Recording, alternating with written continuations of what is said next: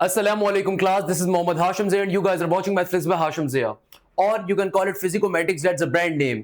मेरे प्यारे बच्चों, फास्ट यूनिवर्सिटी का टेस्ट कल से स्टार्ट हो रहा है थ्रू आउट पाकिस्तान के हर कोने के अंदर। चाहे आप इस्लामाबाद में टेस्ट दे रहे हैं, चाहे मुल्तान में दे रहे हैं, चाहे फैसलाबाद के अंदर दे रहे हैं, लाहौर में दे रहे हैं, पेशावर में दे रहे हैं या कराची के अंदर दे रहे हैं, पाकिस्तान के तकरीबन तमाम बड़े शहरों के अंदर फास्ट यूनिवर्सिटी का टेस्ट स्टार्ट होने जा रहा है कल से।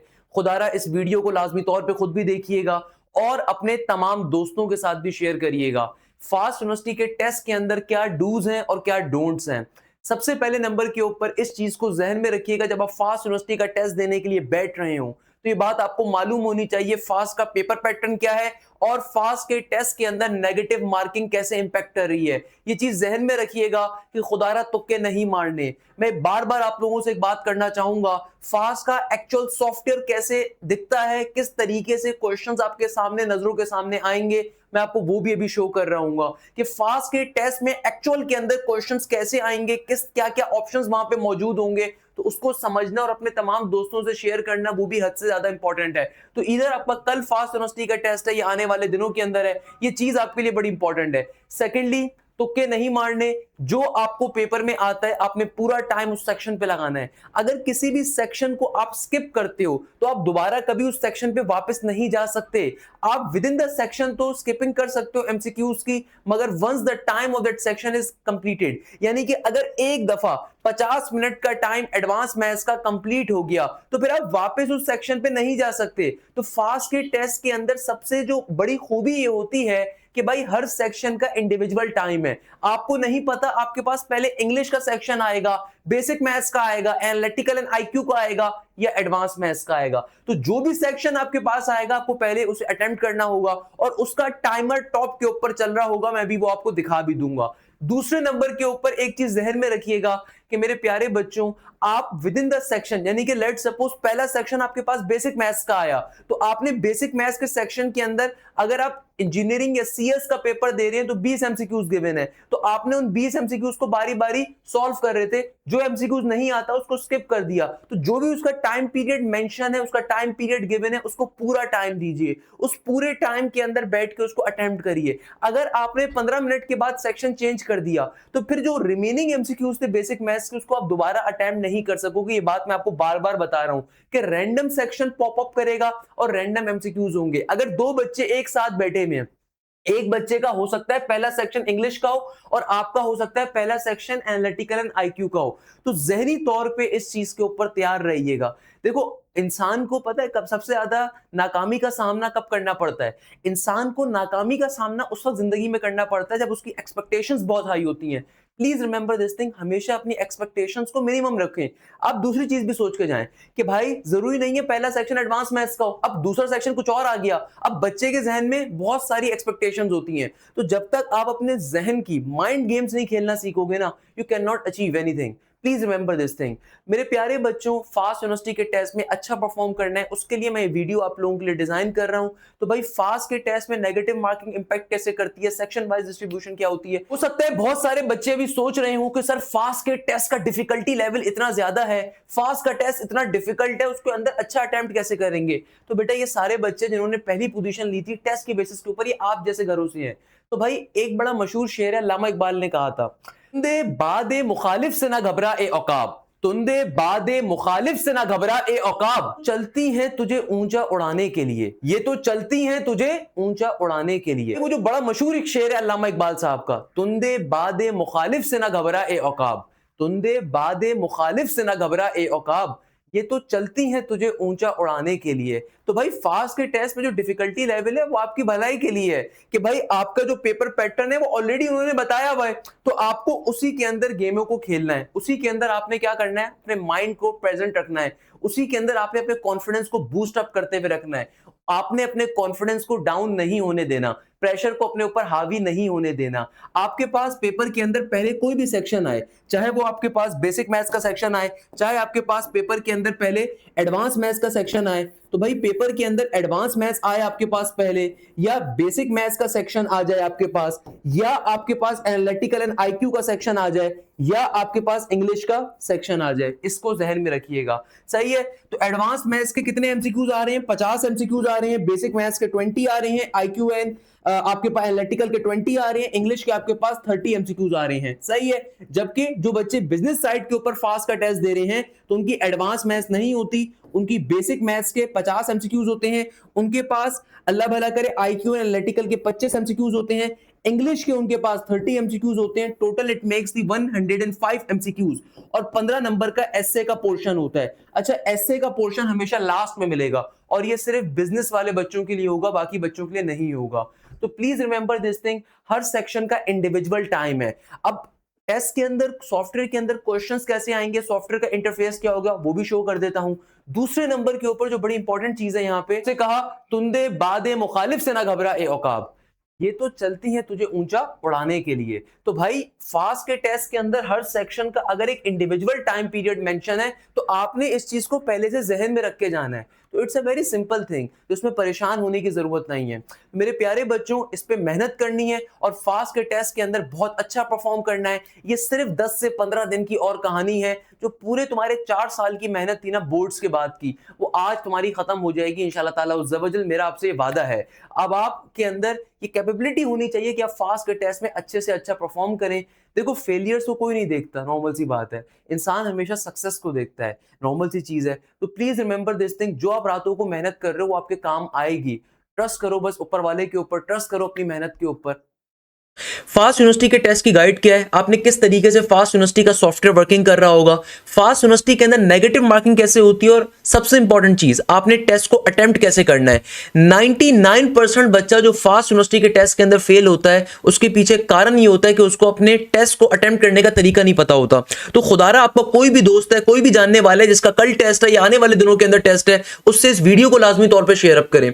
इस वीडियो में ना सिर्फ हम लोग समझेंगे कि भाई हर सेक्शन का क्या टाइम है, इसके अलावा हर सेक्शन के अंदर नेगेटिव मार्किंग कैसे ऐड कर रही है, किस तरीके से मेरिट फॉर्मूला कैलकुलेट किया जाएगा, या फिर फास्ट के सॉफ्टवेयर वर्किंग कैसे कर रहा होता है और आपने क्वेश्चंस को अटेम्प्ट कैसे करना है। Negative marking is a very important thing. अक्सर लोग इसको नजरअंदाज कर देते हैं। अक्सर लोग जाके फास्ट के टेस्ट में सिर्फ तुक्के मार के आ रहे होते हैं, जो क्वेश्चन नहीं भी आते उसमें तुक्के मार देते हैं, जिस तरह नस्ट के अंदर या एनईडी के अंदर या मेरान के अंदर या जीआईके में आप तुक्के मार रहे होगे। फास्ट के टेस्ट में तुक्के नहीं मारने, मैं बार बार आपको बात समझाऊंगा। इसके अलावा सबसे इंपॉर्टेंट चीज क्या है कि भाई हर सेक्शन का एक पर्टिकुलर टाइम अवेलेबल है।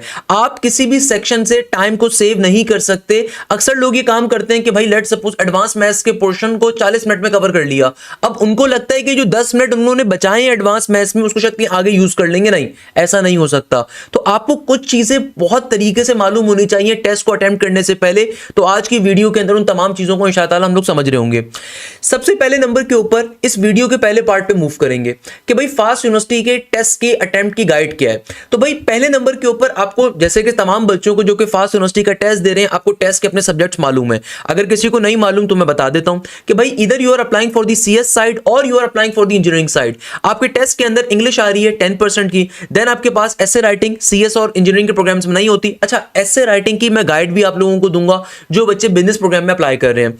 अच्छा, एनालिटिकल स्किल्स एंड आईक्यू आपके पास 20% के लिए मौजूद है, बेसिक मैथ्स आपके पास 20% के लिए, एडवांस मैथ्स 50% के लिए। अब देखो, फास्ट यूनिवर्सिटी हमेशा पर्टिकुलरली परसेंटेजेस के अंदर अपने सेक्शंस को डिफाइन करती है वेबसाइट के ऊपर, मगर मैं आपको एक ऑथेंटिक नंबर ऑफ क्वेश्चंस भी डिफाइन कर देता हूं कि देखो, अगर आप सीएस में अप्लाई कर रहे हो या आप इंजीनियरिंग के किसी प्रोग्राम में अप्लाई कर रहे हो, तो याद रखिएगा एडवांस मैथ्स के जो टोटल क्वेश्चंस आपके पास होंगे वो 50 होंगे। सीएस और इंजीनियरिंग के बच्चों के पेपर के अंदर टोटल एमसीक्यूज होते हैं 120। सीएस और इंजीनियरिंग के स्टूडेंट्स के पेपर के अंदर टोटल एमसीक्यूज होती हैं 120, और आपको जो टाइम गिवन होता है, ये गिवन होता है 120 मिनट का, यानी कि जो आपका ओवरऑल पेपर है वो 120 मिनट का होगा। फर्स्ट ऑफ ऑल सही है। अच्छा, सीएस के पेपर के अंदर, या आप एआई में अप्लाई कर रहे हैं, डेटा साइंसेस में अप्लाई कर रहे हैं, किसी भी कंप्यूटर रिलेटेड फील्ड में अप्लाई कर रहे हैं, या इंजीनियरिंग के प्रोग्राम में अप्लाई कर रहे हैं, इलेक्ट्रिकल इंजीनियरिंग के अंदर या कंप्यूटर इंजीनियरिंग के अंदर या सिविल इंजीनियरिंग के अंदर, तो आपके टेस्ट के अंदर एडवांस मैथ्स के पोर्शन के अंदर 50 एमसीक्यूज होंगे और एडवांस मैथ्स का सेक्शन 50 मिनट्स का होगा। पहले नंबर के ऊपर। दूसरे नंबर के ऊपर बेसिक मैथ्स के अंदर 20 एमसीक्यूज होंगे और बेसिक मैथ्स के सेक्शन को अटेम्प्ट करने का टाइम 20 मिनट्स होगा। ये चीज जहन में रखिएगा कि रैंडमली कोई भी सेक्शन आपके पास पॉप अप कर सकता है, यानी कि आपके लेफ्ट के ऊपर, राइट के ऊपर जो भी बच्चा बैठा हुआ होगा, आपने उसके पेपर में झांकने की कोशिश नहीं करनी, क्योंकि भाई फास्ट यूनिवर्सिटी के टेस्ट की सबसे मुनफरिद और सबसे खास बात यह है कि आपको नहीं पता आपका कौन सा सेक्शन पहले आएगा। आप अपनी मर्जी से सेक्शन सेलेक्ट नहीं कर सकते। यानी कि देखो, जो आपके साइड में बच्चा बैठा हुआ होगा ना, तो भाई आपके और उसके एमसीक्यूज तो सेम होना दूर की बात है, आपका सेक्शन भी सेम नहीं होगा। यानी कि हो सकता है आपका पहले इंग्लिश का सेक्शन आए, उसका पहले बेसिक मैथ्स का आए, और इस साइड वाले का पहले आईक्यू का आ जाए, उसके कहीं आगे पीछे वाले का पहले एडवांस मैथ्स का आ जाए। तो याद रखिएगा, जब आप टेस्ट को अटेम्प्ट कैसे करोगे, मैं अभी आगे चल के समझाऊंगा सॉफ्टवेयर कैसे वर्किंग कर रहा होगा, मगर ये चीज ध्यान में रखिएगा कि हर सेक्शन रैंडमली पॉपअप होगा। हो सकता है किसी के पास पहले इंग्लिश आए, किसी के पास पहले आईक्यू है। सेकेंडली, हर सेक्शन का इंडिविजुअल टाइम है, यानी कि एडवांस मैथ्स के जो सेक्शन है उसके अंदर 50 एमसीक्यूज आ रहे हैं, तो 50 मिनट का टाइम गिवन है। एक चीज ध्यान में रखिएगा, आप किसी सेक्शन से टाइम सेव नहीं कर सकते। अगर आप सेव करने की कोशिश करोगे तो बेटा वो टाइम अपने घर पे लेके नहीं जा सकते। भाई देखो, बहुत सारे बच्चे क्या करते हैं, बहुत सारे बच्चे होते हैं, सर वो इंग्लिश हमारी अच्छी है तो 30 मिनट्स का अगर टाइम गिवन है तो मैं 15 मिनट में अगर एमसीक्यूज कर लूं तो वो 15 मिनट क्या मैं किसी और सेक्शन में यूटिलाइज कर लूंगा? नहीं। आपने अगर कोई सेक्शन उसके टाइम लिमिट से पहले कंप्लीट कर लिया तो वो टाइम आपका जाया जाएगा, क्योंकि भाई उस टाइम को आप आगे कहीं इस्तेमाल नहीं कर सकते। आपका नेक्स्ट सेक्शन स्टार्ट होगा, उसके अलग से 50 मिनट या 30 मिनट या 20 मिनट मौजूद होंगे और वो पिछला वाला टाइम उसमें ऐड नहीं होगा। तो याद रखिएगा, टाइम को सेव नहीं करना। ये टाइम सेव करने वाली फनकारी भूल जाओ बेटा। आप कोई प्राइम मिनिस्टर नहीं हो कि घर जाके आपने कोई डिसीजन लेने, तो पूरा टाइम एक सेक्शन के ऊपर आपने तरीके से लगाना है। सेकंड नंबर के ऊपर एक चीज ध्यान में रखिएगा, हाँ विद इन द सेक्शन आप एमसीक्यूज को स्किप कर सकते हो, मगर आप अपनी मर्जी से सेक्शन को स्किप नहीं कर सकते। यानी कि देखो, ऐसा नहीं हो सकता कि मुझे पहले इंग्लिश नहीं करना, मुझे तो पहले मैथ्स करनी है, मैं स्किप कर दूं सेक्शन। ऐसा नहीं हो सकता। अगर एक दफा एक सेक्शन को स्किप कर दिया या क्लोज कर दिया तो दोबारा उस सेक्शन को अटेम्प्ट नहीं कर सकते। तो आपने जो भी सेक्शन आपको मिलेगा, आपने उस सेक्शन को सॉल्व करना स्टार्ट करना है। हाँ, सॉल्व कैसे करोगे? विद इन द एमसीक्यूज आप स्किप कर सकते हो। यानी कि किसी भी सेक्शन के अंदर पहले कौन सा एमसीक्यू अटेम्प्ट करते हो, बाद में कौन सा करते हो, इसकी आपको इजाजत गिवन है। अब ये सारी बातें मैं एक्सप्लेन भी कर रहा हूं। अच्छा, सेकंड नंबर के ऊपर एडवांस मैथ्स के सेक्शन में 50 एमसीक्यूज हैं, 50 मिनट का टाइम गिवन होगा। बेसिक मैथ्स में 20 एमसीक्यूज होंगे, 20 मिनट का टाइम गिवन होगा। आईक्यू के अंदर 20 एमसीक्यूज हैं, 20 मिनट का टाइम गिवन है। इंग्लिश के अंदर 30 एमसीक्यूज हैं, 30 मिनट का टाइम गिवन है। इंग्लिश में फास्ट में 30 एमसीक्यूज आती है, मगर इंग्लिश का वेटेज कम होता है। मैं भी आपको वेटेज भी एक्सप्लेन करूंगा कि देखो, जैसे हमारे पास वेटेज क्या होता है कि भाई हमारे पास जो बेसिक मैथ्स के अंदर एक एमसीक्यूज कैरी करता है 1 नंबर। यानी कि आपके पास बेसिक मैथ्स के अंदर जो आपकी 20 एमसीक्यूज अगर बेसिक मैथ्स में आ रहे हैं तो एक एमसीक्यूज का वेटेज है 1 नंबर का। सही है। अच्छा, एडवांस मैथ्स के अंदर भी एक एमसीक्यूज का वेटेज है 1 नंबर का। वाइल इंग्लिश के अंदर क्या है, एक एमसीक्यूज का वेटेज है 0.33 का। इसका फायदा क्या होगा, ये क्यों आपको मैं बता रहा हूं, क्योंकि अभी जब मेरिट हम कैलकुलेट करेंगे ना, वहां पे इसकी आपको रिक्वायरमेंट समझ में आएगी।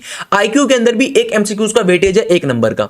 अच्छा, अगर आपने बेसिक मैथ्स के अंदर कोई चीज गलत कर दी, अब देखो फास्ट यूनिवर्सिटी के अंदर होती है नेगेटिव मार्किंग। नेगेटिव मार्किंग का मतलब क्या है कि भाई अगर आपने कोई एमसीक्यूज गलत अटेम्प्ट कर दिया, उससे होगा क्या कि भाई बेसिक मैथ्स के अंदर आप पे कट होंगे 0.25 नंबर। यानी कि अगर आपने बेसिक मैथ्स के अंदर 4 एमसीक्यूज गलत करे तो आपका एक सही नंबर क्या हो जाएगा, कट हो जाएगा, क्योंकि एक एमसीक्यूज पे नेगेटिव मार्किंग बेसिक मैथ्स में है 0.25 की। एडवांस मैथ्स में भी एक एमसीक्यूज गलत करने के ऊपर आपकी नेगेटिव मार्किंग 0.25 की है। आईक्यू के अंदर भी एक एमसीक्यूज गलत करने पे आपकी नेगेटिव मार्किंग 0.25 की है।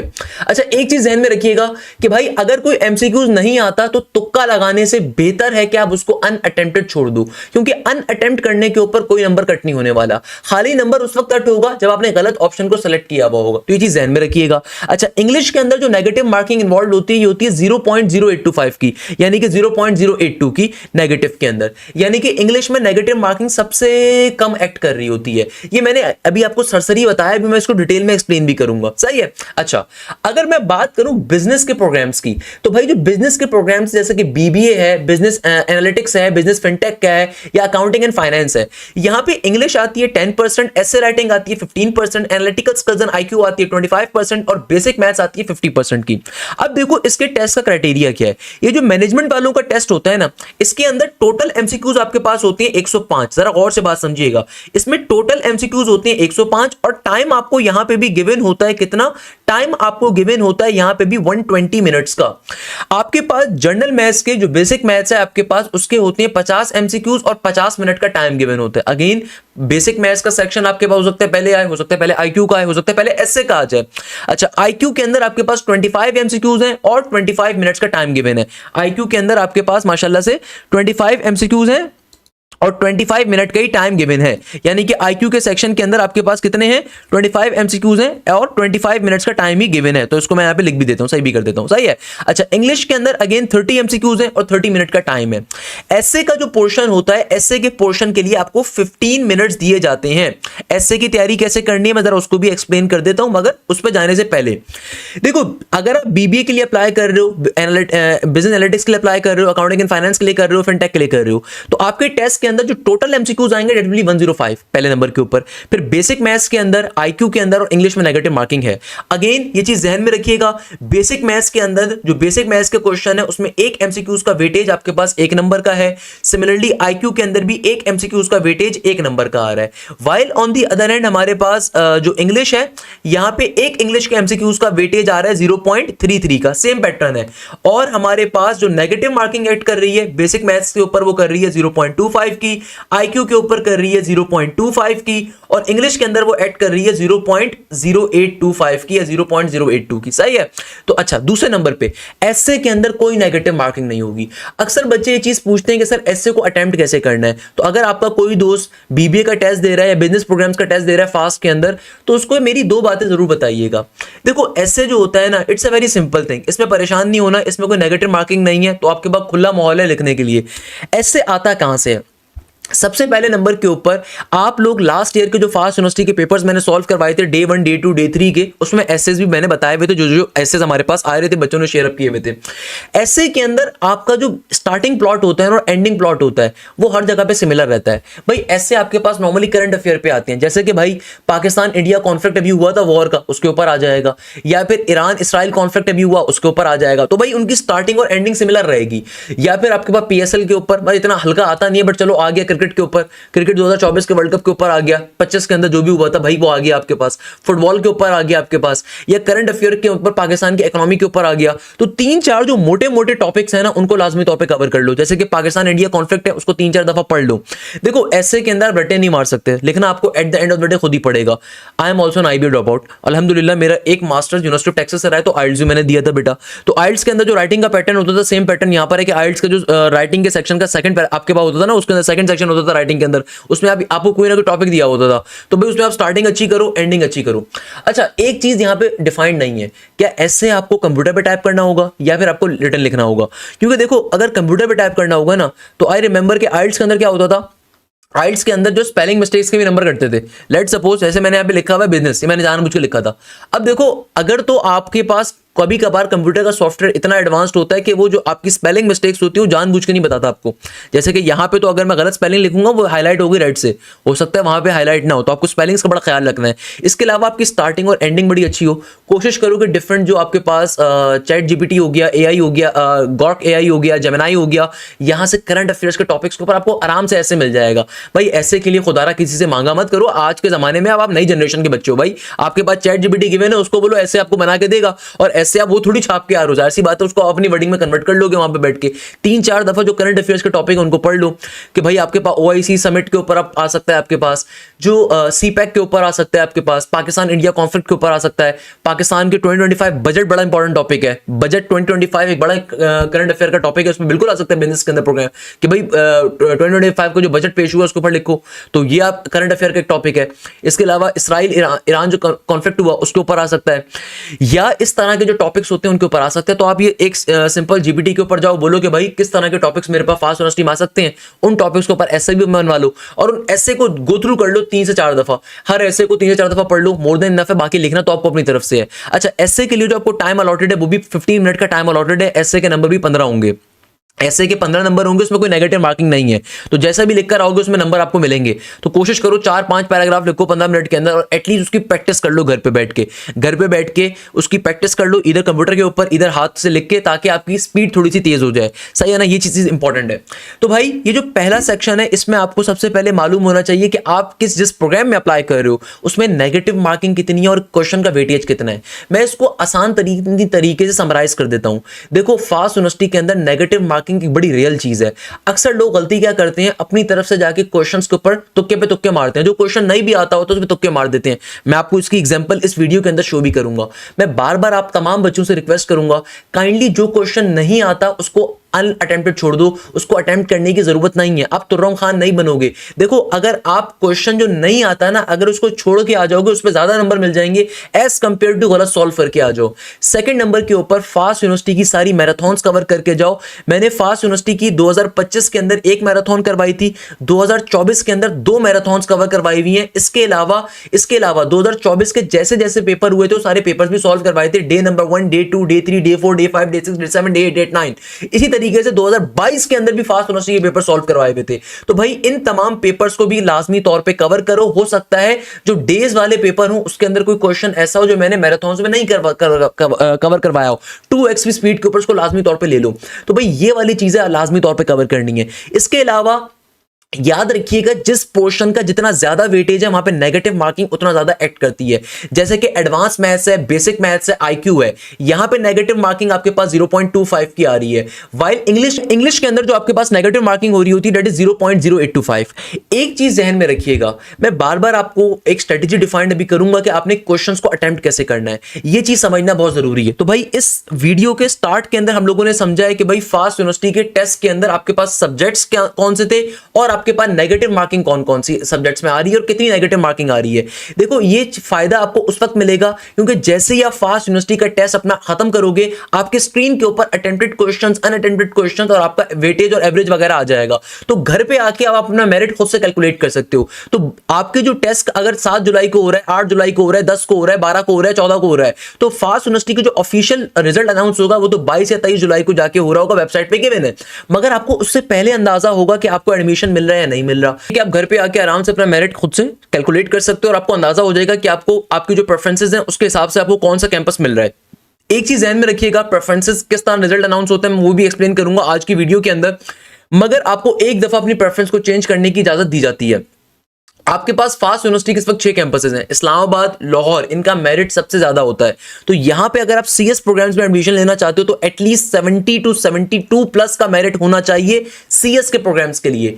वाइल अगर आप फैसलाबाद कैंपस हो गया, मुल्तान कैंपस का मेरिट भी ज्यादा होगा क्योंकि पंजाब की आबादी बहुत ज्यादा है, तो जाहिर सी बात है यहाँ पे भी मेरिट ज्यादा होता है। नॉर्मली यहाँ पे 68 to 70 के ऊपर या 70 प्लस के ऊपर ही सीएस की फील्ड्स क्लोज हो रही होती हैं। वाइल कराची के अंदर आपके पास 65 प्लस के ऊपर सीएस की फील्ड्स क्लोज हो रही होती हैं। पेशावर के अंदर 59 to 60 प्लस के ऊपर सीएस की फील्ड्स क्लोज हो रही होती हैं।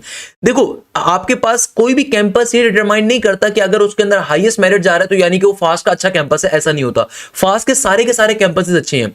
अगर किसी कैंपस का मेरिट ज्यादा अच्छा होता है ना, इसका मतलब ये होता है कि भाई वहां पे ज्यादा जो पढ़ने वाले बच्चे उन्होंने वहां पे उसको अप्लाई किया। That's a very basic thing.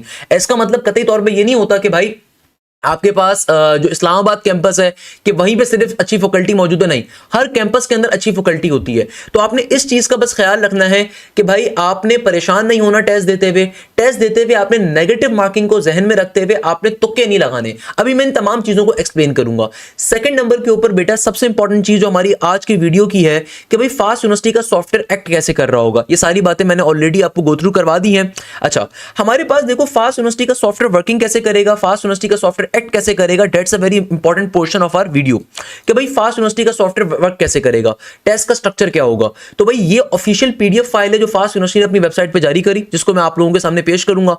भाई देखो, सबसे पहले नंबर के ऊपर हमारे पास एग्जामिनर क्या कहता है, performance of the candidate in the computer based test is used to prepare a merit list. सही है ना, जो बात हमने डिटरमाइन करी कि जो भी आप टेस्ट में परफॉर्म करके आओगे उसकी बेसिस के ऊपर आपकी मेरिट कैलकुलेट होगा। मेरिट कैसे कैलकुलेट होगा वो कैलकुलेट करना भी आपको सिखा रहा हूं। टेस्ट स्ट्रक्चर क्या होगा, the duration of the test can vary but in most cases it is approximately 2 hours. Normally 120 minutes का टेस्ट होता है। The test consist of several multiple choice questions. These questions are divided into multiple sections such as mathematics, English, IQ and etcetera. Each test has its own set of section. Each section is assigned a specific time to attempt. जो बात मैंने आपसे ऊपर करी थी कि हर section का एक डेजिग्नेटेड टाइम है। आप किसी भी सेक्शन से टाइम सेव करके वो टाइम दूसरे सेक्शन के ऊपर नहीं लगा सकते। सेकंड नंबर के ऊपर एग्जामिनर कहता है अ सेक्शन में also be specified to have the negative marking. मैंने वो नेगेटिव मार्किंग वाला क्राइटेरिया आपको दोबारा एक्सप्लेन ऊपर कर चुका, अभी साथ साथ क्वेश्चंस के अंदर भी एक्सप्लेन कर रहूंगा।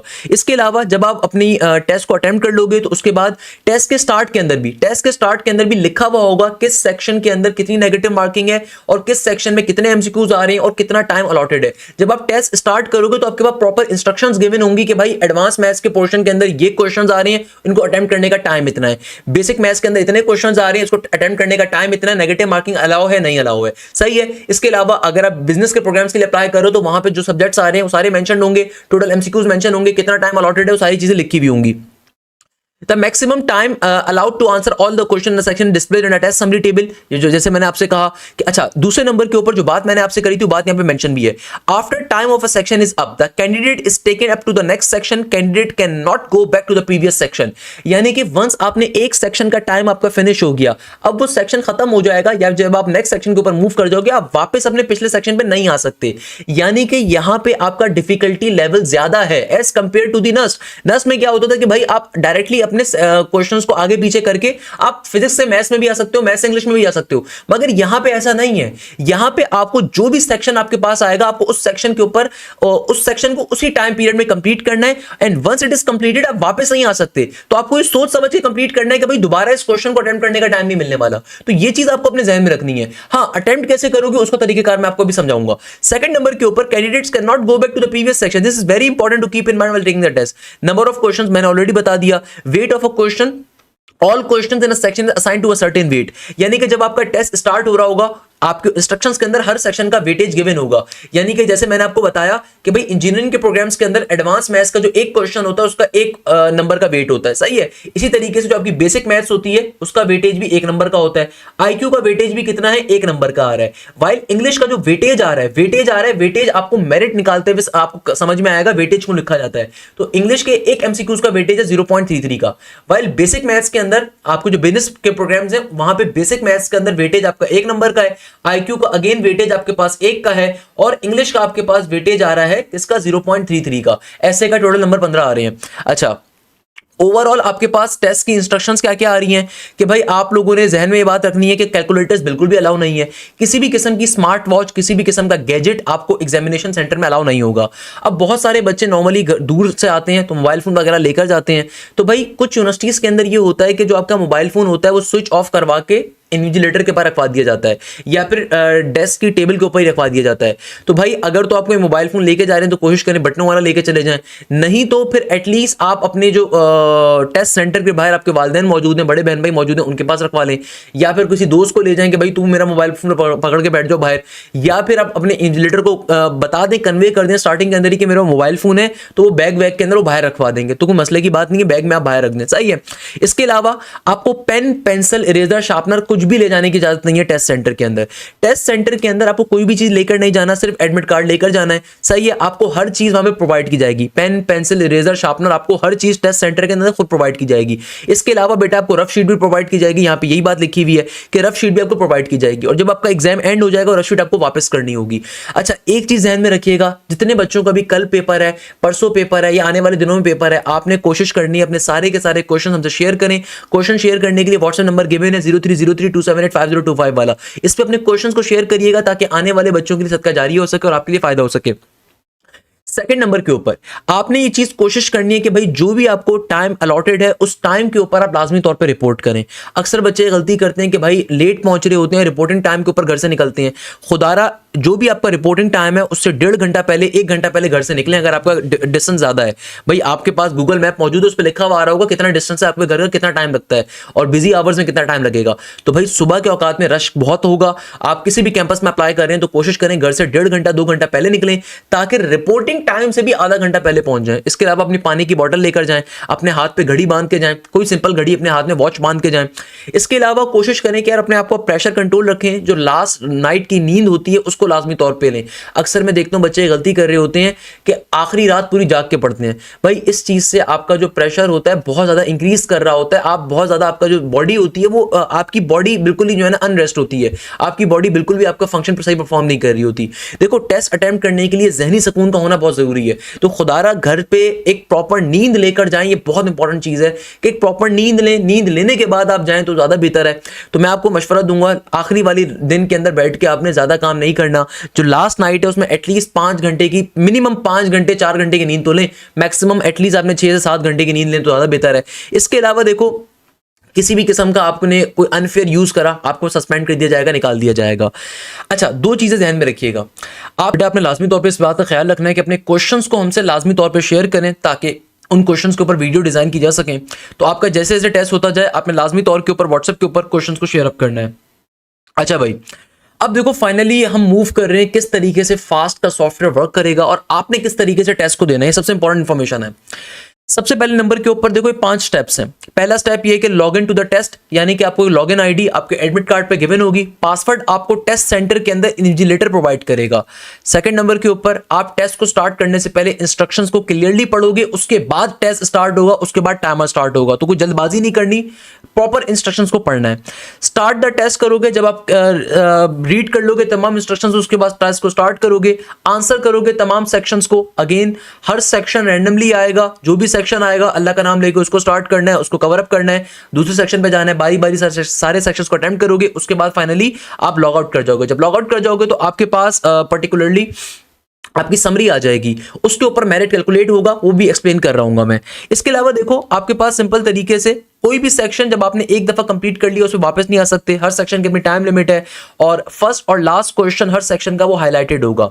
अब आप कंटिन्यू पे क्लिक करोगे। अच्छा, अब देखो लॉगिन पेज पे जब आप जाओगे तो इस तरीके से आपका लॉगिन पेज आ जाएगा। यहां पे आपकी लॉगिन आईडी होगी, आपके एडमिट कार्ड के ऊपर आपकी लॉगिन आईडी गिवन होगी, पासवर्ड आपको खुद से प्रोवाइड किया जाएगा टेस्ट सेंटर के अंदर, तो आपको परेशान नहीं होना, अपने ईमेल का पासवर्ड में डाल देना, आपको पासवर्ड बाकायदा प्रोवाइड किया जा रहा होगा। इसके अलावा सबसे इंपॉर्टेंट चीज क्या है कि जब टेस्ट को स्टार्ट करो तो आपने किसी की जानिब नहीं देखना।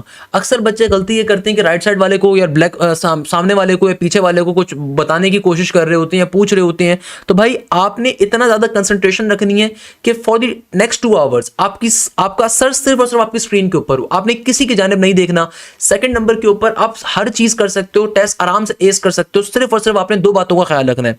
पहले नंबर के ऊपर आपने सेल्फ कॉन्फिडेंस होना है, सेकंड नंबर के ऊपर आपने कोशिश करनी है कि जो आपके पास क्वेश्चन आपको नहीं आता उसको अनअटेम्प्टेड छोड़ दो। अच्छा, जब आप लॉगिन करोगे तो लॉगिन करने के बाद आपके पास सिंपल तरीके से इंस्ट्रक्शंस आएंगी। सबसे पहले आपके पास ये पेज जो आएगा, इस पे आपकी कैंडिडेट आईडी लिखी हुई होगी, आपका टेस्ट सेंटर लिखा होगा, कराची का है, पेशावर का है, मुल्तान का है, फैसलाबाद का है, इस्लामाबाद का है।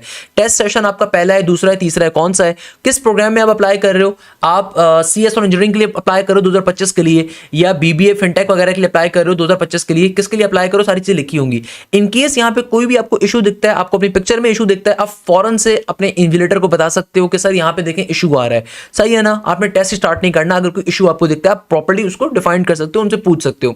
उसके बाद आप पर्टिकुलरली आपके पास जर्नल इंस्ट्रक्शन शो हो रही होंगी। अब देखो जर्नल इंस्ट्रक्शंस क्या है, इसको एक दफा पढ़ लीजिएगा। इसमें लिखा हुआ होगा calculator, mobile phone, floppy disk and CDs are not allowed. इसके अलावा do not show your verification slip, user ID and password to any other candidate. इसके अलावा after you are using a login name and password the system has log you in the test, you only use the mouse during the test, यानी कि throughout the test आपको mouse use करना है। If you try to use the keyboard, a warning message will display on your screen, यानी कि अगर आप keyboard को इस्तेमाल भी करने की कोशिश करोगे आपके पास वार्निंग मैसेज आ जाएगा, तो आपने कीबोर्ड बिल्कुल भी इस्तेमाल नहीं करना, सही है। अच्छा, सेकंड नंबर के ऊपर anyone found with a screen showing some other thing other than the admission test will be disqualified from the test at that particular moment. यानी कि देखो अगर आपने कोई कोशिश करी फनकारी करने की, गूगल को खोलने की, चैट GPT ओपन करने की, तो आपको उसी वक्त आपका टेस्ट बंद हो जाएगा और आपको डिस्क्वालीफाई कर दिया जाएगा। इसके अलावा रफ वर्क जो भी होगा आपको रफ शीट प्रोवाइड की जाएगी, जो कि आपकी वेरिफिकेशन स्लिप के साथ होगी, वो आपको एज इट इज वापस करनी होगी। The time displayed on the screen is the time left for the particular section only। आपके पास जो टाइम शो हो रहा होगा उस सेक्शन के लेफ्ट आउट टाइम होगा, यानी कि पूरे टेस्ट का एंडिंग टाइम नहीं होगा। जो भी सेक्शन अटेम्प्ट कर रहे होगे टॉप राइट कॉर्नर के ऊपर उसका जितना रिमेनिंग टाइम है उस सेक्शन का वो गिवन होगा। इसके अलावा the number showing total question displayed on your screen is the number of question at particular section, यानी कि जो भी नंबर ऑफ क्वेश्चन आपके पास शो हो रहे होंगे इसका मतलब उस सेक्शन को नंबर ऑफ क्वेश्चन को शो अप किया जा रहा होगा। अच्छा, टेस्ट की समरी, टेस्ट के स्टार्ट करने से पहले आपके पास टेस्ट की समरी गिवन होगी, यानी कि देखो for example if you are applying for the CS और इंजीनियरिंग प्रोग्राम, तो आपके पास टेस्ट की ऐसी समरी आ जाएगी कि भाई आपके पास जो एडवांस मैथ्स आ रही है इसके अंदर आपको कितना टाइम अलाउड है, 50 मिनट्स का टाइम अलाउड है और 50 एमसीक्यूज गिवन है। और आपके पास वेटेज क्या आ रहा है 50% का। नेगेटिव मार्किंग क्या है, यस है। और नेगेटिव मार्किंग कितनी होती है, आपके पास एक क्वेश्चन का वेटेज आ रहा है एक का और नेगेटिव मार्किंग है 0.25 की। सही है, इस तरीके से पूरा आपके पास टेस्ट की समरी आ जाएगी। इसी तरीके से जो आपकी बेसिक मैथ्स है सीएस और इंजीनियरिंग के लिए ये आपके पास आ रही है 20% के 20 मिनट्स का टाइम अलाउड है। सही है, और इसके अंदर कितने क्वेश्चंस होंगे, 20 एमसीक्यूज होंगे और इसका वेटेज भी कितना है 20% का है। नेगेटिव मार्किंग इसमें भी यस है, एक क्वेश्चन कैरी कर रहा है एक नंबर और इसमें नेगेटिव मार्किंग भी 0.25 की आ रही है। Similarly IQ and analytical skills के अंदर ये सारी टेस्ट समरी लिखी हुई आएगी कि आईक्यू एनालिटिकल स्किल्स के ऊपर आपके पास 20 मिनट अलाउड है, 20 एमसीक्यूज आ रहे हैं, 20% का इसका वेटेज आ रहा है, नेगेटिव मार्किंग क्या है, यस है। और आपके पास एक क्वेश्चन कैरी कर रहा है एक नंबर और नेगेटिव मार्किंग इस पे भी 0.25 की आ रही है। वाइल इंग्लिश के अंदर आपके पास क्या है, इंग्लिश के अंदर आपके पास 30 मिनट्स का टाइम अलाउड है, 30 एमसीक्यूज गिवन है, मगर यहां पे वेटेज क्या है इसका 10% का वेटेज है, नेगेटिव मार्किंग क्या है, यस है। और एक क्वेश्चन कैरी कर रहा है 0.33 नंबर और नेगेटिव मार्किंग होगी 0.0825 की। सही है, ये मैं आपको पहले से बता रहा हूं, ये आपको अजबरी याद होनी चाहिए। इसी तरीके से जो बच्चे बिजनेस प्रोग्राम्स में अप्लाई कर रहे हैं तो बेटा बिजनेस प्रोग्राम्स के अंदर आपके पास बेसिक मैथ्स आ रही है, तो बेसिक मैथ्स के अंदर अगेन 50 मिनट का टाइम गिवन है, 50 एमसीक्यूज गिवन है, 50% इसका वेटेज आ रहा है और आपके पास नेगेटिव मार्किंग क्या है, यस है। एक क्वेश्चन कैरी कर रहा है एक नंबर और आपके पास पर्टिकुलरली नेगेटिव मार्किंग है 0.25 की। सिमिलरली आपके पास जो यहाँ पे आईक्यू एंड एनालिटिकल स्किल्स आ रही है इसके आपको 25 मिनट गिवन है, 25 एमसीक्यूज गिवन है और इसका वेटेज भी 25% का आ रहा है, नेगेटिव मार्किंग यस है, एक एमसीक्यूज कैरी कर रहा है एक नंबर और नेगेटिव मार्किंग है 0.25 की। नेगेटिव मार्किंग सिर्फ और सिर्फ उस वक्त अप्लाई हो रही होगी जब आप एक क्वेश्चन को गलत टिक करके होगे। अगर आपने कोई क्वेश्चन अनअटेम्प्टेड किया है यानी कि उसको टिक ही नहीं करा तो उसके ऊपर कोई मार्क्स नहीं कटेंगे। इसलिए मैं बार बार कह रहा हूं किसी भी क्वेश्चन को जो क्वेश्चन नहीं आता उसको छोड़ दो, ब्लैंक छोड़ दो, वो आपको नुकसान नहीं करेगा। ज्यादा नुकसान उस वक्त होगा अगर तुक्के मार कर आओगे। सही है। इसके अलावा आपके पास जो इंग्लिश का सेक्शन आ रहा है यहां पे भी सेम सीन है कि इंग्लिश के अंदर आपके पास 30 मिनट्स का टाइम गिवन है, 30 एमसीक्यूज हैं और इसका वेटेज आ रहा है 10% का और आपके पास पर्टिकुलरली नेगेटिव मार्किंग यस है। एक एमसीक्यूज कैरी कर रहा है 0.33 नंबर और नेगेटिव मार्किंग आ रही है 0.0825 की। इसके अलावा देन आपके पास एस्से का पोर्शन है, जो एस्से का पोर्शन आ रहा है उसके अंदर 15 मिनट्स का टाइम गिवन है, नेगेटिव मार्किंग नो है और आपके पास 15 आपके पास मार्क्स का ये पोर्शन आ रहा है। तो याद रखिएगा एस्से में कोई नेगेटिव मार्किंग नहीं है। एस्से की तैयारी बहुत इजीली कर सकते हो, सिंपल बस बेसिक इंट्रोडक्शन और एंडिंग अपने पास पढ़ लीजिए, बेसिक इंट्रोडक्शन एंडिंग अपने पास कवर कर लो, मोर देन इनफ, इसमें परेशान होने की जरूरत नहीं है। अच्छा, जब आप ये तमाम इंस्ट्रक्शन को रीड कर लोगे फिर स्टार्ट करोगे टेस्ट को। ये इंस्ट्रक्शन सारी की सारी आपके पास गिवन होंगी, इसके बाद आपने टेस्ट को स्टार्ट करना है। अब देखो फास्ट यूनिवर्सिटी के टेस्ट को अटेम्प्ट कैसे करना है इसको मैं डिटेल में भी एक्सप्लेन करूंगा, मगर सबसे इंपॉर्टेंट चीज क्या है कि भाई आपको टेस्ट अटेम्प्ट करने का तरीका समझने से पहले टेस्ट के सॉफ्टवेयर का आइडिया होना चाहिए। देखो भाई जब आप स्टार्ट करोगे अपने टेस्ट को तो ये आपका पहला सेक्शन पर्टिकुलरली आ गया। इस सेक्शन को जरा गौर से देखो, ये आपके पास आपका पहला क्या आ गया, ये आपके पास आपका फाइनली पहला मेरा सेक्शन यहाँ पे पहला सेक्शन स्टार्ट हो गया। आपको नहीं पता पहला सेक्शन कौन सा हो सकता है, मैं बार बार कह रहा हूं, आपको कोई भी दोस्त फास्ट यूनिवर्सिटी में अप्लाई कर रहा है उसको बात शेयर करिएगा। आपके पास रैंडमली कोई भी सेक्शन आ सकता है, पहले इंग्लिश आ सकता है, आईक्यू आ सकता है या बेसिक मैथ्स आ सकती है, एडवांस मैथ्स आ सकती है या ऐसे भी आ सकता है आपके पहले। तो आपको नहीं पता कोई भी section can pop up in the first, आपके पास कोई भी सेक्शन पहले आ सकता है। तो यहां पे देखो आपके पास जो भी सेक्शन आएगा ना उसका नाम लिखा हुआ होगा, उसके टोटल क्वेश्चन लिखे हुए होंगे। यहां पे आपका जो भी आपका कैंडिडेट नेम है, इसके अलावा जिन फील्ड्स में अप्लाई कर रहे हो वो लिखा हुआ होगा, टेस्ट सेंटर कहां का है वो लिखा होगा, इस सेक्शन का कितना टाइम रहता है यहां पे ये भी लिखा होगा। जैसे कि इंग्लिश का अगर सेक्शन 30 मिनट्स का तो 30 मिनट्स यहां पे लिखे होंगे, भी 30 मिनट्स का ये सेक्शन आपके पास आ रहा है। इसके अलावा देखो सबसे इंपॉर्टेंट चीज क्या है कि जैसे कि मेरे पास ये पहला क्वेश्चन यहां पे आ रहा है फॉर एग्जाम्पल, तो भाई इस क्वेश्चन में ऐसे लिखा हुआ है the sets of two words below are related in some way, determine which of the following has a relationship similar to each other as in the endure and survival. अब मेरे पास ये पहला क्वेश्चन आ रहा है। अब देखो आपके पास चार तरह के ऑप्शन है, एक ऑप्शन है रीसेट चॉइस का, एक है व्यू अनआंसर्ड क्वेश्चन का, एक है स्किप बैक का, एक है स्किप फॉरवर्ड का। देखो आपको सेक्शन चूज करने की चॉइस नहीं गिवन, मगर आपको एमसीक्यूज चूज करने की चॉइस गिवन है। यानी कि अगर लेट सपोज आपके पास जो भी सेक्शन पहले आ रहा है उसमें अगर आपको कोई क्वेश्चन नहीं आता आप उसको स्किप फॉरवर्ड करके आगे बढ़ सकते हो। और टेस्ट को अटेम्प्ट करने की स्ट्रेटेजी भी होती है कि देखो एक लॉजिकली एक बात समझो, एक बड़ी मजे की बात है कि भाई आपके पास कोई भी सेक्शन आता है, आपको उस सेक्शन को चूज करने की इजाजत तो नहीं है, कोई मसला नहीं है, मगर एमसीक्यूज चूज करने की आपको इजाजत है। कैसे कि भाई देखो मेरे पास अगर ये पहला एमसीक्यूज आ रहा है, अगर मुझे ये एमसीक्यूज नहीं आता मैं इसको स्किप करके आगे बढ़ कर सकता हूं भाई। लेट सपोज मुझे एमसीक्यूज नहीं आता तो मैं इस पे गलत टिक करने के बजाय या फिर अक्कड़ बक्कड़ बम्बे बो करने के बजाय मुझे जो एमसीक्यूज नहीं आता मैं उसको स्किप करूंगा। सही है, स्किप करके अगले एमसीक्यूज पे चले जाओ, वो आता है उसको सॉल्व कर लो, नहीं आता उससे अगले पे चले जाओ। मैं आपको एप्टीट्यूड सॉल्व करने की स्ट्रेटेजी बता देता हूं। देखो बेटा, एप्टीट्यूड को सॉल्व करने की स्ट्रेटेजी होती है इजी, मॉडरेट एंड हार्ड। ये स्ट्रेटेजी हमेशा अपने ध्यान में रखिएगा। दुनिया में कोई भी एमसीक्यूज बेस्ड टेस्ट दे रहे हो, इसके लिए स्ट्रेटेजी बड़ी इंपॉर्टेंट है। इसका मतलब क्या है कि देखो, इसका मतलब ये है कि अगर आपके पास कोई सेक्शन गिवन है, मैं आपको एग्जांपल देता हूं इंग्लिश से, सही है। इंग्लिश में लेट सपोज 30 एमसीक्यूज आ रहे हैं, सही है, और 30 मिनट्स का टाइम गिवन है। अब देखो, इंसान की ये नेचर होती है कि अगर आपके पास ये 30 एमसीक्यूज गिवन है तो पहला है, दूसरा है, तीसरा है, चौथा है, पांचवा है, छठा है, सातवां है, आठवां है, नवां है, 10वां है, सो ऑन। अब देखो, पहला एमसीक्यूज ऐसा है जो कि मुझे बिल्कुल नहीं आता, अब मैं बैठ के इसके ऊपर टाइम वेस्ट कर रहा हूं, यार इसका सिनोनियम क्या होगा, यार इसका एंटोनियम क्या होगा, या फिर लेट सपोज इंटीग्रेशन का क्वेश्चन आ रहा है, या बेसिक फ्रैक्शन का कोई क्वेश्चन आ रहा है, या शेडेड एरिया प्रॉब्लम का क्वेश्चन आ रहा है। Shaded area problem most important concept है। अब इसके ऊपर कोई क्वेश्चन आ रहा है, मैं बैठ के सोचे जा रहा हूं, तो भाई मेरा टाइम जाया हो रहा है। अब देखो, मैंने देखा कि यार 5 मिनट के अंदर मैंने हो सकता है इसका कोई ना कोई आंसर निकाला, मुझे ये भी नहीं पता वो आंसर सही है गलत है, मैंने 5 मिनट एक एमसीक्यूज पे निकाल दिए। अब नेचुरली मेरी जो ह्यूमन बॉडी है ये अनरेस्ट हो रही है, यार ये सोच रही है कि मेरे अंदर एक प्रेशर डेवलप हो रहा है कि यार मेरा टाइम सिर्फ मेरे 25 मिनट रह गए, अभी मेरे 29 क्वेश्चन रहते हैं। तो अल्टीमेटली मेरा प्रेशर क्या होगा, एक्सीड होगा, मेरा प्रेशर क्या होगा, ज्यादा होगा, मेरा कॉन्फिडेंस लूज हो जाएगा वहां पे, और मेरा टेस्ट बिल्कुल ही बिगाड़ जाना है। तो भाई जो क्वेश्चन नहीं आता उस पर 2 लानते भेजो, आगे बढ़ जाओ, कोई मसला नहीं है, कोई फर्क नहीं पड़ता। देखो, क्वेश्चन नहीं आता, परेशान होने की जरूरत नहीं है। आप सिंपल तरीके से, लेट सपोज पहला क्वेश्चन नहीं आता, इसको फिलहाल छोड़ दिया, दूसरा क्वेश्चन आता है इसको अटेम्प्ट करो, तीसरा आता है इसको अटेम्प्ट करो, चौथा नहीं आता, पांचवा नहीं आता, छठा नहीं आता, कोई मसला नहीं है। आप देखो, आपने सबसे पहले उस सेक्शन के तमाम इजी क्वेश्चंस को अटेम्प्ट कर लेना है।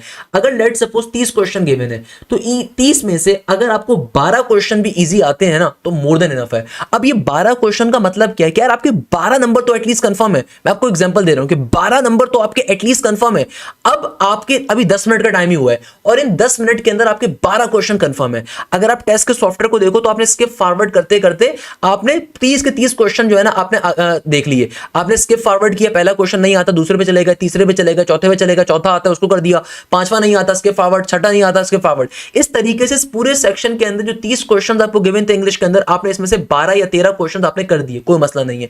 जो क्वेश्चन नहीं आते अब उस पर टाइम दो। कैसे कि देखो, आपको आपकी ये ह्यूमन नेचर है, आपने जब पहले 10 क्वेश्चन या 12 क्वेश्चन या 13 क्वेश्चन 10 मिनट में कर लिए इजी क्वेश्चंस, अभी भी आपके पास देखोगे आपके पास 15 मिनट बचे हुए हैं। अब इन 15 मिनट के ऊपर आपको रिमेनिंग टाइम जो है ना आपको देना है अब अपने अनअटेम्प्टेड क्वेश्चंस को। तो ये जो व्यू अनआंसर्ड क्वेश्चन वाला टैब है ना, अब आप बारी बारी इसको देखोगे। अभी देखो, ये व्यू अनआंसर्ड का जो क्वेश्चन का टैब होगा ना, ये रहा, मैं आपको दिखा भी देता हूं, ये यहां पे आ गया, ये व्यू अनआंसर्ड का टैब है। इस पे लिखा हुआ होगा जो क्वेश्चन आपने अनआंसर करे हुए, यानी कि जो क्वेश्चन आपने अभी तक इन पे टिक नहीं करा हुआ, तो आप उन क्वेश्चंस को बारी बारी ओपन करो। अगर तो वो क्वेश्चन सॉल्व कर सकते हो उसको सॉल्व कर लो, नहीं समझ में आ रहा अगले क्वेश्चन को सॉल्व कर लो। इस तरीके से क्या होगा, मजीद 5 से 8 क्वेश्चन आपके कंप्लीट हो जाएंगे। अब रिमेनिंग आपके पास 8 या 9 क्वेश्चन है। देखो, तुक्के नहीं लगाने। फास्ट यूनिवर्सिटी में नेगेटिव मार्किंग है। अक्सर लोग कहते हैं तुक्का लगा के आ जाओ। बेटा, ये लोग इंतहाई जाहिल होते हैं जो आपसे कहते हैं तुक्का लगा के आ जाओ। मैं आपको तुक्का लगाने की 2 स्ट्रेटेजी बता देता हूं। देखो, अगर तो कोई ऐसा एमसीक्यूज है, तुक्का लगाने की एक स्ट्रेटेजी होती है कि भाई अपने एमसीक्यूज को पढ़ो। आपके पास नीचे 4 ऑप्शंस गिवन है, A B C D, तो आप जो ऑड वन है ना उसको आउट करते जाओ। यानी कि भाई जो एमसीक्यूज जिसका कभी आंसर आपको पता है कि यार ये कभी आंसर हो नहीं सकता, तो इसको कैंसिल कर दिया। फिर दूसरा मुझे पता है ये कभी आंसर नहीं, उसको ऐड कर दिया। तो यानी कि अब A या C मेरा आंसर होगा। तो इसमें से जिसपे 80 to 90% श्योर हो उसको टिक करके आओ। ये तुक्का लगाने का सिर्फ एक तरीका है, मगर अगेन ये हर जगह पे नहीं करना। जैसे इंग्लिश में तो नेगेटिव मार्किंग कम इंपैक्ट कर रही है, मगर मैथ्स के अंदर या आपके IQ के अंदर या आपकी बिजनेस मैथ्स के अंदर वो ज्यादा इंपैक्ट कर रही है। तो तुक्का आपने हर जगह पे नहीं लगाना। देखो, अगर आपने किसी क्वेश्चन पे कोई ऑप्शन सेलेक्ट नहीं करा हुआ, आपके नंबर नहीं कटेंगे, बट अगर आपने गलत सेलेक्ट करा हुआ उस पे नंबर कटेंगे। तो भाई आपने करने का स्ट्रेटेजी क्या है? करने की स्ट्रेटेजी ये है कि भाई जो भी सेक्शन आपके पास पहले आता है, एडवांस मैथ्स का आता है, IQ का आता है, इंग्लिश का आता है, या आपके पास बेसिक मैथ्स का आता है, जो भी सेक्शन पहले आता है, तो भाई उस सेक्शन के अंदर पहले स्किप फॉरवर्ड करते करते इजी क्वेश्चन उस सेक्शन के सारे अटेम्प्ट कर लीजिए। उसके बाद जो टाइम आपके पास टाइम बच रहा होगा, ज्यादा टाइम बच रहा होगा, आपका प्रेशर भी, और आपके पास अब प्रेशर भी नहीं होगा, क्योंकि भाई आपने 10 मिनट या 12 मिनट के अंदर, लेट सपोज मैं एग्जांपल देता हूं कि भाई मेरे पास एडवांस मैथ्स का पोर्शन है, मैंने 20 मिनट के अंदर लेट सपोज 22 क्वेश्चन अटेम्प्ट कर लिए हैं, तो यार मेरा प्रेशर खुद ही कम हो गया ना, क्योंकि मुझे पता है ये 22 क्वेश्चन जो मैंने अटेम्प्ट करी है 100% करेक्ट है, इनका सही आंसर मैंने लगाया है। इसका मतलब मैं यहां पे 100% श्योर हूं, यहां पे कोई क्वेश्चन मैंने गलत किया ही नहीं है। इसका मतलब ये कि मैं 100% श्योर हूं कि इन 22 क्वेश्चंस के अंदर मैंने कोई गलती नहीं करी हुई। तो भाई अब जो मेरे पास रिमेनिंग टाइम है 30 मिनट का, उसके अंदर मैं बारी बारी व्यू अनआंसर्ड क्वेश्चन के टैब पे जाऊंगा और देखूंगा जो क्वेश्चन मैंने अभी तक मार्क नहीं करे हुए। अच्छा, बहुत दफा बच्चे गलती और करते हैं कि लेट सपोज मेरे पास एक क्वेश्चन आ रहा है, मुझे पहले लग रहा था कि इसका ऑप्शन होगा प्रोलॉन्ग डायरेक्टर, अब मैंने इस पर टिक कर दिया, मगर बाद में मुझे एहसास हुआ कि यार ये इसका आंसर नहीं हो सकता। तो भाई आपने इसको रिमूव करना है, ये रीसेट चॉइस का जो ऑप्शन आ रहा है इस पर क्लिक करके इसको रिमूव लाजमी करना है, अदरवाइज ये गलत मार्क ही होगा आपके लिए अगर ये करेक्ट आंसर नहीं हुआ। तो अगर आप किसी क्वेश्चन को अनअटेम्प्टेड छोड़ोगे उसके नंबर नहीं घटे। जैसे मैं आपको स्ट्रेटेजी बता रहा हूं कि देखो आपके पास जो भी सेक्शन आ रहा है आपने पहले 10 से 15 मिनट में उसके सारे उस सेक्शन के इजी क्वेश्चन अटेम्प्ट कर लिए, आप अपना टाइम सेव करके नेक्स्ट सेक्शन में नहीं आ सकते, तो आपको पूरा टाइम देना है अल्टीमेटली हर सेक्शन को। लेट सपोज अगर एडवांस मैथ्स का सेक्शन आ रहा है तो 50 मिनट पूरे देने हैं, या बेसिक मैथ्स जो बच्चे बिजनेस फील्ड में अप्लाई करें 50 मिनट आपको पूरे देने हैं। आप उस टाइम को सेव करके अपने घर नहीं लेके जा सकते, तो आपने पूरा का पूरा टाइम उस सेक्शन के ऊपर देना है कि लेट सपोज अगर मैंने स्टार्टिंग के 20 मिनट के अंदर एडवांस मैथ्स के 22 क्वेश्चंस कर लिए, तो अब मैं व्यू अनआंसर्ड वाले इस बटन पे क्लिक करूंगा तो जितने क्वेश्चन मैंने अभी तक अनआंसर्ड किए हुए होंगे, यानी कि जिनको मैंने आंसर नहीं दिए हुए, उन पे बारी बारी जाके मैं उसको पढ़ता रहूंगा। भाई एक क्वेश्चन देखा, यार ये हो सकता है, सॉल्व कर लेता हूं। देखो एक ह्यूमन नेचर है, आप भी इंसान हो, मैं भी इंसान हूं। भाई मेरे साथ तो ऐसा होता था जब मैं अपने जमाने तालिब इल्म में था कि भाई कोई चीज आप पढ़ के गए उस वक्त जहन में याद नहीं आ रही, कोई मसला नहीं है यार, इट्स अ ह्यूमन साइको, कोई इशू नहीं है, उसको फिलहाल छोड़ दो। आपका जहन वर्किंग कर रहा होता है, थोड़ी देर बाद याद आ जाती है, उस वक्त जाके उसको अटेम्प्ट कर लो, सही है ना। आप पहले उस सेक्शन के बाकी जब क्वेश्चन अटेम्प्ट करो, सकता है कोई फॉर्मुला याद नहीं आ रहा तो फॉर्मुला बाद में याद आ गया, या कोई लॉजिक समझ में आई तो लॉजिक समझ में आ गई, तो फिर आपने अनआंसर्ड पे जाके उसको बारी बारी जब देख रहे थे आपने उसको देख लिया, ना कि आप एक ही क्वेश्चन पे बैठ के टाइम जाया कर रहे हो। उससे बहुत बेहतर है कि आप पहले आगे के क्वेश्चंस कर लो, फिर आपके पास जितने आपके डिफिकल्ट क्वेश्चन थे, आपके मॉडरेट क्वेश्चन थे, लेंथी क्वेश्चंस थे, फिर आपने व्यू अनआंसर्ड पे क्लिक करके बारी बारी उनको देखना स्टार्ट करा। पहला क्वेश्चन देखा, लेट सपोज एक क्वेश्चन अनआंसर्ड के ऊपर आ रहा था, आपको पहले समझ नहीं आ रहा था, अभी भी समझ में नहीं आ रहा, लानत बेच के आगे बढ़ जाओ। दूसरा देखो भाई कोई और अनआंसर्ड क्वेश्चन है, उसको आपने पढ़ा, आपको लगता है यार समझ में आ गया है, अब इसका आंसर लग सकता है, तो आपने लगा दिया, फिर आपका वो एक क्वेश्चन कम हो गया, फिर आप लिस्ट को देखोगे उसमें मजीद 3-4 क्वेश्चन आपसे सॉल्व हो गए, फिर आपने लिस्ट में देखा। फॉर एग्जांपल मैं आपको एग्जांपल देता हूं, अगर आपने 50 में से 40 क्वेश्चन भी अटेम्प्ट कर दिए सही, तो यार 10 क्वेश्चन में तुक्के नहीं मार के आना, 10 क्वेश्चन को खुदारा छोड़ देना। उन 10 क्वेश्चन की वजह से नेगेटिव मार्किंग इतनी हो जाएगी कि आपके 4 या 5 सही एमसीक्यू गलत हो जाएंगे। इसलिए मैं आपसे कह रहा हूं कि देखो बारी बारी आपने इसलिए पहले इजी क्वेश्चन को अटेम्प्ट करना है, फिर अनआंसर्ड वाले टैब पे जाओ, जो क्वेश्चन नहीं आते उनको बारी बारी पढ़ो, जो क्वेश्चन समझ में आते जाए उनको सॉल्व करते जाओ, फिर आप देखोगे लिस्ट के अंदर आपकी लिस्ट अब कम हो जाएगी। अगर तो उस लिस्ट के अंदर कोई क्वेश्चन ऐसे हैं जो कि आपको बिल्कुल 100% श्योर है कि सॉल्व कर सकते हो, तो उसको श्योर अप कर लो। तुक्का नहीं मारना, देखो फास्ट में तुक्का नहीं लगा सकते। मैंने फास्ट के डायरेक्टर के साथ जो मीटिंग करी थी उसके अंदर भी वो पॉडकास्ट यूट्यूब पे अवेलेबल है। वो डायरेक्टर हंस रहे थे, वो कह रहे थे कि यार बच्चा कभी कभार हमें बीट करने की कोशिश करता है, वो जो है ना ऑप्शन सारे टिक करके आ जाता है, उसको लगता है कि भैया इस तरीके से मुझे मार्क्स मिल जाएंगे। मगर अगर आप सारे एमसीक्यूज टिक करके आ जाओगे या सारे एमसीक्यूज करके आ जाओगे और आपको लगेगा कि आपको कोई ना कोई नंबर मिल ही जाएगा, तो आपका एंड रिजल्ट आएगा नेगेटिव के अंदर, आप अल्टीमेटली फेल हो। तो भाई जो नहीं आता छोड़ दो, कोई मसला नहीं है, मगर तुक्के मत मार के आओ। पहले इजी क्वेश्चंस करो, फिर अनआंसर्ड वाले, फिर इसके ऊपर जाओ अनआंसर्ड वाले टैब के ऊपर। जो क्वेश्चन इस लिस्ट में से आपको 15 क्वेश्चन भी इसमें मौजूद है, 20 क्वेश्चन भी मौजूद है, कोई मसला नहीं है, 30 क्वेश्चन मौजूद, कोई मसला नहीं है, इसको बारी बारी देखो, जो क्वेश्चन आते हैं सॉल्व करते जाओ।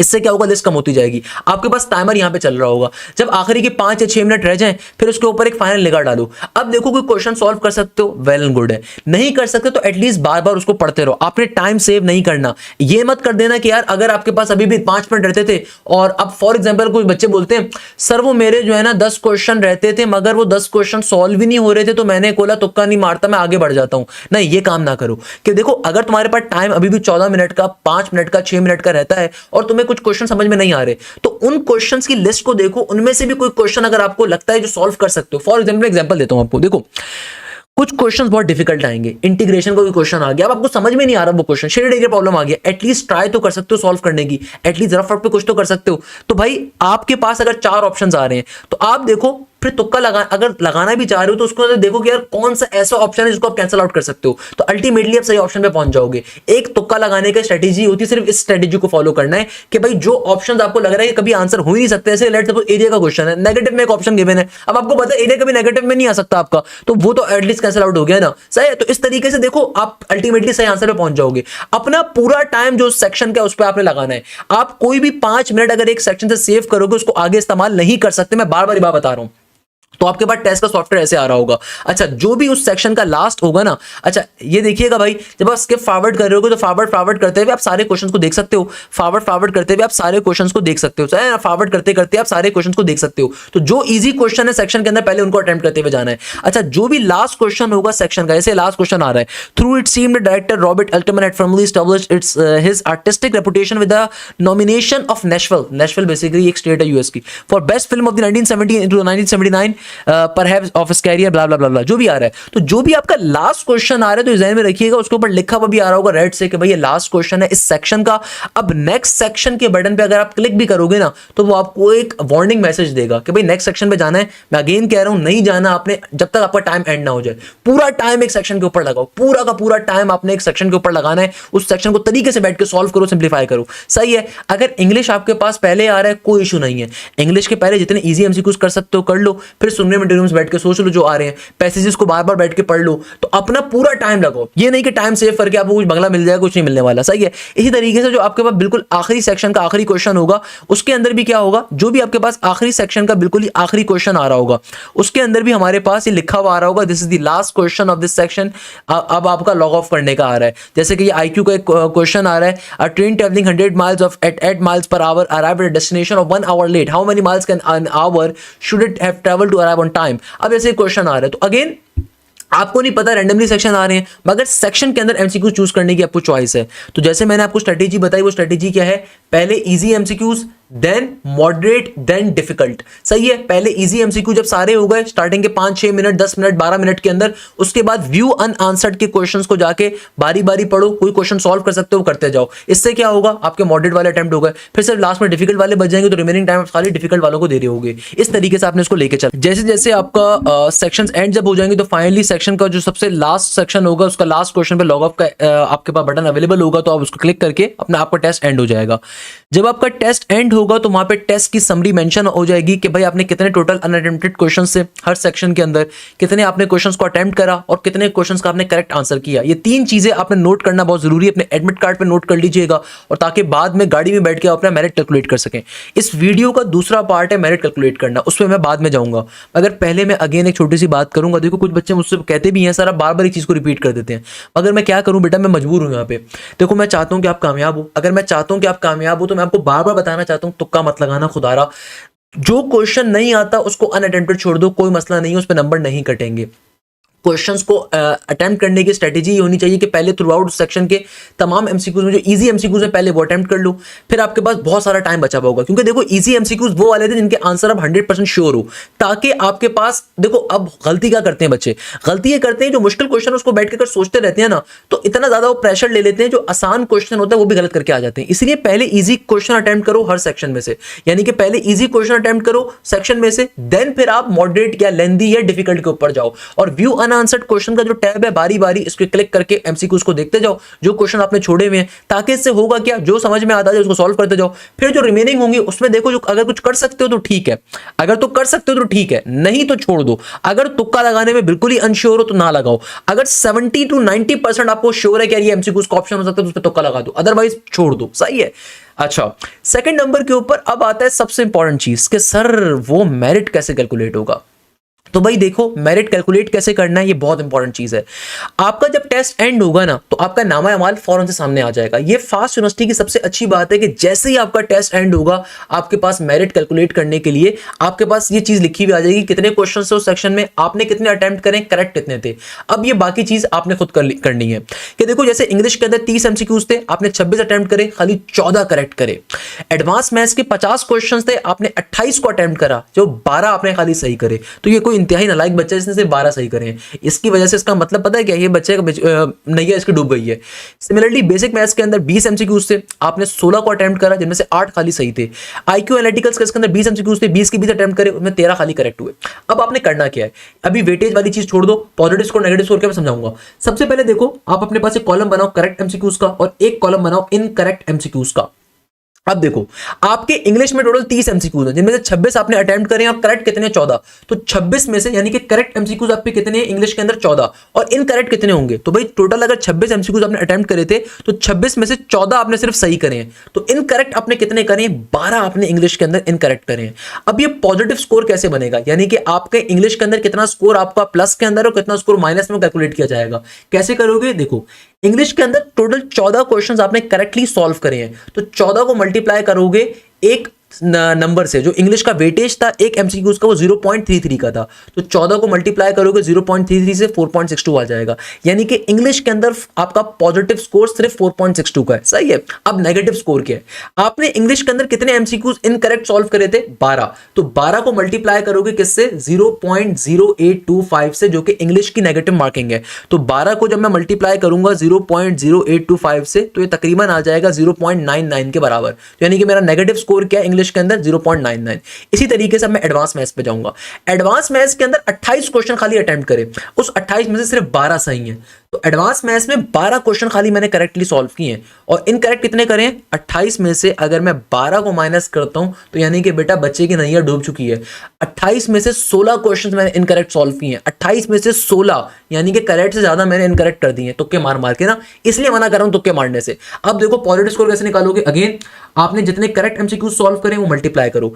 एडवांस मैथ्स के अंदर एक एमसीक्यूज वेट करता है एक नंबर का, तो 12 इंटू 1 12 आ जाएगा, जबकि एडवांस मैथ्स के अंदर आपकी जो नेगेटिव मार्किंग है एक एमसीक्यूज की वो 0.25 के, तो 16 को जब 0.25 से मल्टीप्लाई करोगे तो 1/4, 16 डिवाइडेड बाय 4, आपके पास नेगेटिव स्कोर आ जाएगा 4 का। सही है, ये आपका एडवांस मैथ्स का नेगेटिव स्कोर आ गया। सिमिलरली बेसिक मैथ्स के अंदर 16 एमसीक्यूज मैंने अटेम्प्ट करे, जिनमें से सिर्फ 8 सही हैं, जिनमें से सिर्फ 8 सही हैं, तो इनकरेक्ट कितने? इनकरेक्ट भी 8 ही आ रहे हैं, यानी कि अल्टीमेटली मैंने लुटिया डुबो दी बेटा। अब मैं क्या करूंगा? जो मेरे करेक्ट एमसीक्यूज का स्कोर आया है उसको मल्टीप्लाई करूंगा। बेसिक मैथ्स के अंदर कितने एमसीक्यूज का वेटेज है? एक करेक्ट एमसीक्यूज का एक नंबर के बराबर है, तो 8 इंटू 1 8 ही आ जाएगा, 8 इंटू 1 8 के बराबर आ जाएगा। और इनकरेक्ट एमसीक्यूज का क्या वेटेज है? नेगेटिव मार्क्स कितने थे बेसिक मैथ्स के अंदर? ये थे 0.25 के, तो 8 इंटू 0.25 ये आ जाएगा 2 के बराबर। Similarly IQ and analytical skills के अंदर देखो, मैंने 13 एमसीक्यूज करेक्ट करे हैं, और इनकरेक्ट कितने करे होंगे? 13 मैंने करेक्ट करे हैं, तो इनकरेक्ट मैंने कितने करे होंगे? 20 में से 13 निकालो, 7 मैंने इनकरेक्ट करे होंगे, तो 13 को आप मल्टीप्लाई करोगे किसके साथ? क्योंकि आईक्यू के अंदर भी एक एमसीक्यूज एक नंबर का है, तो 13 को मल्टीप्लाई करोगे 1 के साथ, तो इसका पॉजिटिव स्कोर 13 आ जाएगा। और इनकरेक्ट का क्या आएगा? 7 को मल्टीप्लाई करवाओगे 0.25 के साथ, क्योंकि आईक्यू एनालिटिकल स्किल्स का जो नेगेटिव स्कोर है 0.25 का है, तो 7 इंटू 0.25 ये बन जाएगा मेरे पास सिंपल 1.75 के बराबर, तो ये मेरा आ गया। अब आपने अपना नेट स्कोर कैसे निकाल? जितना भी पॉजिटिव स्कोर आया, हर सेक्शन का जो पॉजिटिव स्कोर आया ना, इन सबको ऐड अप करवाओगे। हर सेक्शन का जो पॉजिटिव स्कोर आया है, यानी कि 4.62 प्लस का 12 प्लस का 8 प्लस का 13, इन सबको ऐड अप करवाओगे, तो आपका जो टोटल पॉजिटिव स्कोर आया ये 37.62 का है। आप ऐड करवा के चेक कर लो, 4.62 प्लस का 12 प्लस का 8 प्लस का 13, तो ये आ गया मेरे पास किसके? 37.62 के। इसी तरीके से जो टोटल आपका नेगेटिव स्कोर आया है इसको भी ऐड करोगे कि भाई इंग्लिश के अंदर 0.99 का नेगेटिव स्कोर था, एडवांस मैथ्स में 4 का था, और बेसिक मैथ्स में 2 का था, और मेरे पास आईक्यू में 1.75 का था। तो भैया अब नेट स्कोर निकालोगे, यानी कि टोटल स्कोर आपका कितना बनता है। टोटल स्कोर कैसे निकालोगे कि जो भी आपका पर्टिकुलरली पॉजिटिव स्कोर आया है इसमें से आपने नेगेटिव स्कोर को माइनस कर देना है। तो अगर मैं 37.62 में से माइनस करता हूं 8.74 को, तो ये आ जाएगा मेरे पास 28.88 के बराबर, यानी कि इस बच्चे ने टेस्ट में जो स्कोर करा है सिर्फ 28.88 का करा है, यानी कि इस बच्चे की लुटिया डूब गई। अगर तो इसकी मैट्रिक के अंदर या ए लेवल्स के अंदर या आपकी एफएससी के अंदर अच्छी परसेंटेज नहीं है, तो इस बच्चे की लुटिया क्या हो गई? डूब हो गई।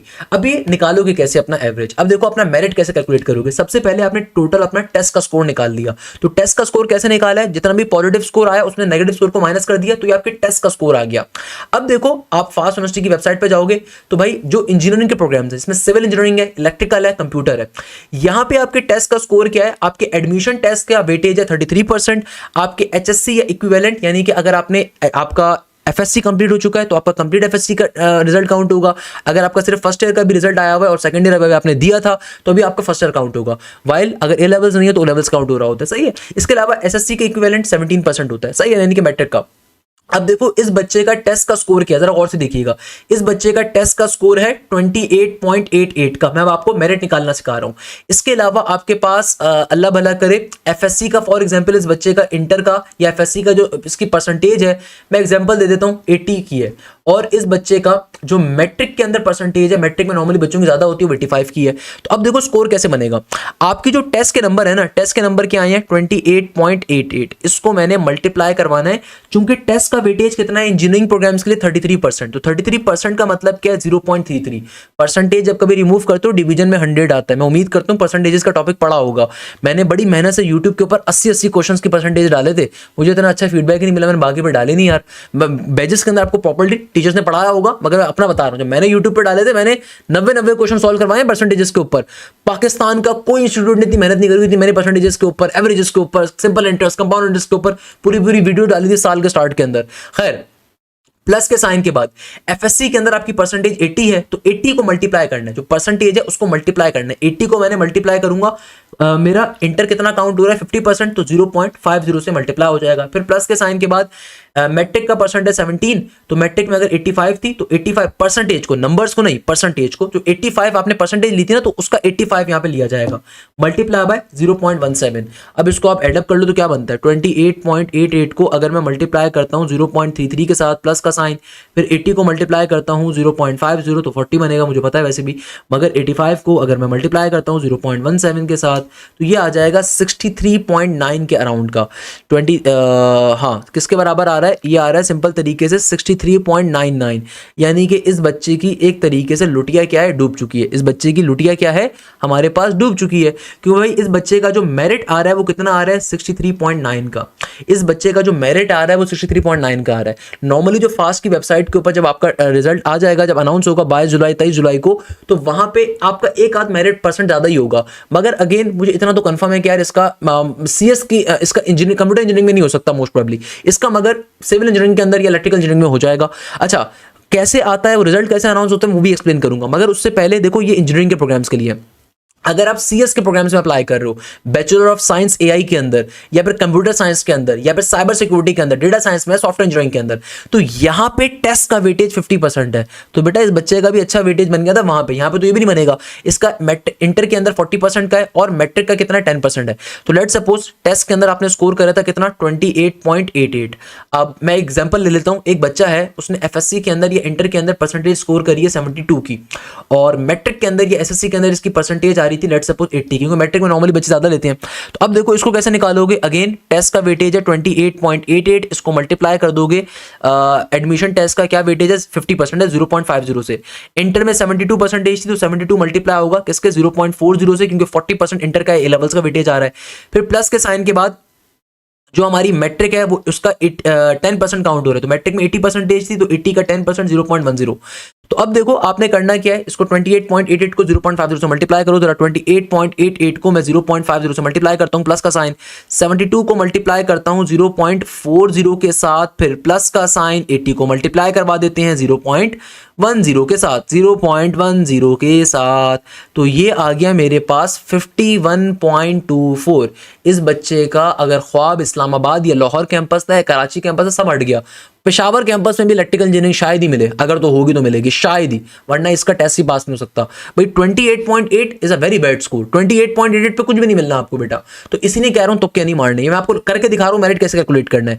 सिमिलरली वो तमाम बच्चे जो अप्लाई कर रहे हैं बीबीए के लिए, बिजनेस एनालिटिक्स के लिए, फाइनेंस, आपका भी सेम तरीके का है। आपका भी टेस्ट का वेटेज 50% है, इंटर का ये ए लेवल्स का 40% है और एसएससी का 10% आ रही है। जहन में रखिएगा, ये आपको तमाम चीजें अपने जहन में रखनी है, ये मोस्ट इंपॉर्टेंट चीज है बेटा, ये कोई नहीं आपको बताने वाला, no one will be talking about this particular thing. ये सबसे इंपॉर्टेंट नॉलेज है जो आपको मालूम होनी चाहिए। इसके अंदर भी सेम तरीके से निकलेगा तो आप सेम तरीके से अपना कैलकुलेट कर सकते हो।